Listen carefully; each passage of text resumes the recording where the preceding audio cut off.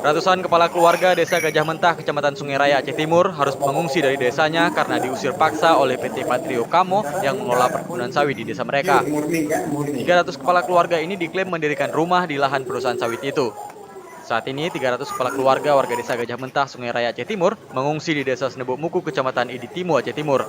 Menurut warga, perusahaan sawit itu juga mengerahkan preman bersenjata api untuk menakut-nakuti warga agar pindah dari lahan yang mereka klaim sebagai tanah perkebunan PT Patrio Kamo.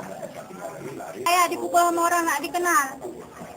Masih ada polisi lainnya dirusain juga masuk. Ada polisinya? Ada Pak polisi Brimob, polisi 2 orang, Brimob 4 orang.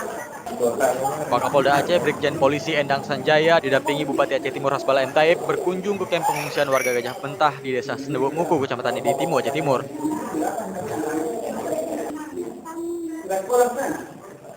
Di lokasi di mana kita tempatkan, kita amankan oleh anggota-anggota kita. Masalah proses hukum sambil berjalan. Dari Aceh Timur, Said Maulana melaporkan untuk Aceh Video.